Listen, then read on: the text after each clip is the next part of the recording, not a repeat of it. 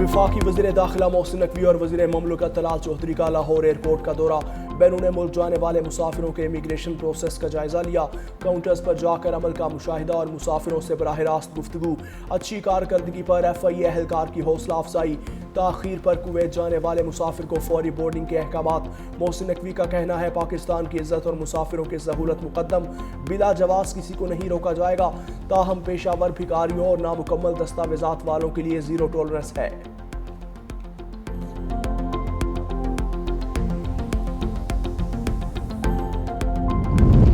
خیبر پختونخوا کے عوام صوبائی حکومت کی ناقص کارکردگی سے شدید مایوس، سرکاری اسپتالوں میں بنیادی سہولیات کی کمی، ایمرجنسی وارڈز میں دوائیوں کا فقدان اور بیڈ کی کمی پر عوام نے سوالات اٹھا دیے۔ حکومت سیاسی سرگرمیوں میں مصروفیہ شہریوں کی ضروریات پوری کر رہی ہے۔ 13 سالہ پی ٹی آئی دور میں قابل ذکر ترقیاتی منصوبے نہ ہونے پر تشویش، وفاقی فنڈز کے مؤثر استعمال نہ ہونے پر سوالات۔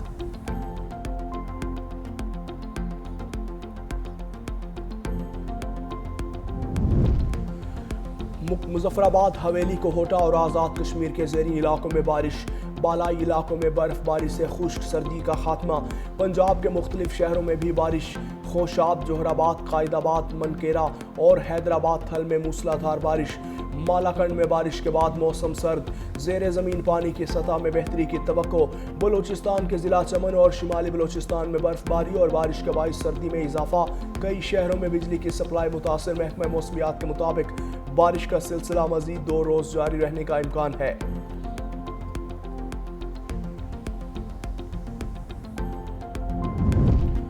حد نگاہ میں بہتری کے بعد موٹر وے M2 لاہور سے اسلام آباد، M3 لاہور سے عبدالحکیم، M4 پنڈی بھٹیاں سے ملتان، جبکہ موٹر وے M11 لاہور سے سیالکوٹ ٹریفک کے لیے کھول دیا گیا۔ ترجمان موٹر وے پولیس کے مطابق دھند کے دنوں میں شہری دن کے اوقات میں سفر کو ترجیح دیں، دوران ڈرائیونگ فوگ لائٹس کا استعمال لازمی کریں، رفتار میں احتیاط اور محفوظ فاصلہ برقرار رکھیں۔ موٹر ویز کی بندش کا مقصد عوام کے جان و مال کی حفاظت ہے۔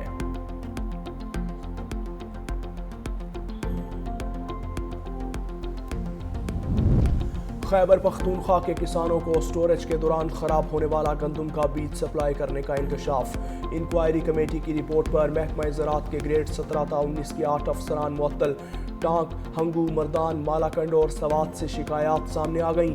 36,000 بیگز میں سے جانچ کے دوران 1200 میں سے 200 بیگز ناقص پائے گئے۔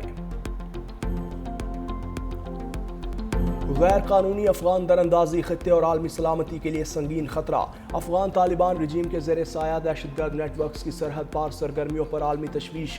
ایران انٹرنیشنل کے مطابق ایران افغانستان سرحد پر دراندازی کے دوران درجنوں ہلاکتیں ہوئیں، لاکھوں افغان مہاجرین کی بے دخلی، ایرانی حکام کی جانب سے سرحدی باڑ کی تکمیل کا فیصلہ، پاکستان پہلے ہی افغان سرزمین کے دہشت گردی میں استعمال کے شواہد عالمی برادری کو فراہم کر چکا۔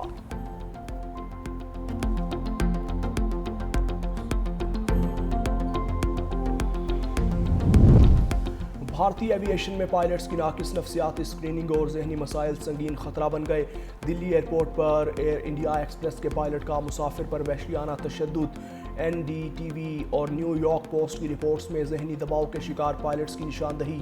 فوجی ناکامیوں کے بعد بھارتی سول ایوی ایشن بھی عالمی رسوائی کا شکار ہو گئی، مسافروں کی جانیں غیر ذمہ دار ہاتھوں میں دے دی گئیں۔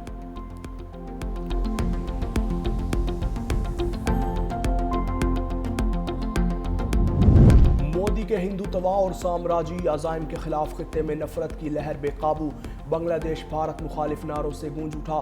بھارتی خفیہ ایجنسی را کے ذریعے ریاستی دہشت گردی، بنگالی رہنماؤں کو دھمکیاں اور تقسیم کی باتوں نے بھارت کا مکروہ چہرہ بے نقاب کر دیا۔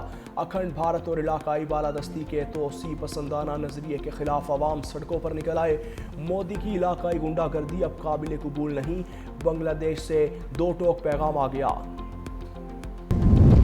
مظفر آباد سمیت آزاد کشمیر کے زیریں علاقوں میں بارش، بالائی علاقوں میں برف باری سے خشک سردی کا خاتمہ، سردی کی شدت میں اضافہ، پنجاب کے مختلف شہروں میں بھی ابر رحمت برس پڑا، خوشاب، جوہر آباد، قائد آباد، منکیرا اور حیدرآباد تھل میں وقفے وقفے سے موسلادھار بارش، موسم سرد، ابر کرم برسنے پر کسان خوش، موسمی بیماریوں میں کمی کی توقع، بارش کے بعد متعدد علاقوں میں بجلی کی فراہمی متاثر۔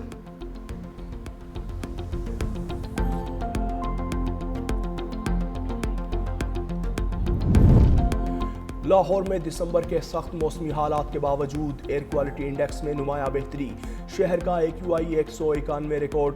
سینئر صوبائی وزیر مریم اورنگزیب کا کہنا ہے اسموگ کی شدت میں اضافہ نہ ہونا متاثر حکومتی حکمت عملی کا نتیجہ ہے۔ عوامی تعاون اور وزیر اعلیٰ مریم نواز شریف کی قیادت میں بر وقت اقدامات کے ثمرات سامنے آ رہے ہیں۔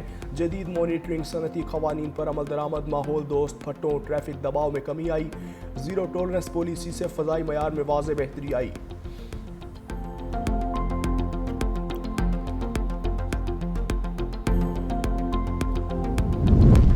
سکھر میں دوسری لوک سہایتا میراتھن کا انعقاد، خواتین کی 10 کلومیٹر دوڑ میں کینیا کی میونی متو کو پہلے، جاپان کی یوکو لوگوچی دوسرے اور لاہور کی ماہنور افضل تیسرے نمبر پر رہیں۔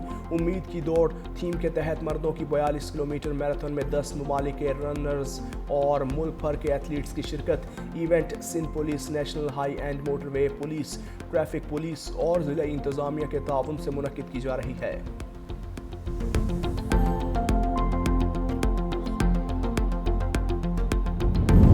اور انڈر 19 ایشیا کپ کا فائنل، پاکستان اور بھارت کی ٹیمز مد مقابل، بھارت کا ٹاس جیت کر فیلڈنگ کا فیصلہ، کپتان فرحان یوسف جیت کے لیے پرعزم۔ پہلے سیمی فائنل میں بھارت نے سری لنکا کو 8 وکٹوں سے شکست دی، پاکستان نے بنگلہ دیش کو 8 وکٹوں سے شکست دے کر فائنل میں جگہ بنائی۔ صدر مملکت 4 روزہ دورے پر عراق پہنچ گئے۔ بغداد ایئرپورٹ پر عراقی حکام کا صدر آصف علی زرداری کا پرتپاک استقبال۔ سینئر وزیر سندھ شرزیل انعام میمن، نیر بخاری، شریف رحمان بھی ہمراہ۔ صدر آصف علی زرداری عراق کی اعلیٰ قیادت سے ملاقاتیں کریں گے۔ دو طرفہ تعلقات، تجارت، سرمایہ کاری، توانائی سمیت دیگر امور پر تبادلہ خیال ہوگا۔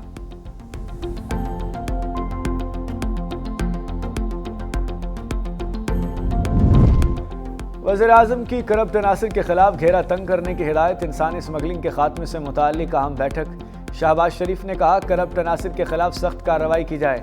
امیگریشن نظام بہتر بنانے کے حوالے سے ٹیکنالوجی کا استعمال وقت کی اہم ضرورت ہے۔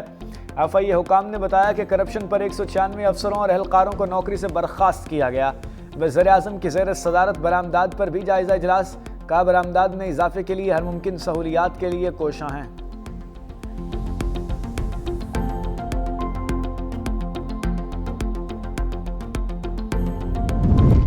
تحریک تحفظ آئین پاکستان کی قومی کانفرنس میں اہم فیصلے۔ اسد کیسر کا مزاحمت اور سڑکوں پر آنے کا اعلان، کہا ہمارے پاس کوئی آپشن باقی نہیں رہا، کوئی سمجھتا ہے ہم ڈر گئے تو یہ اس کی بھول ہے۔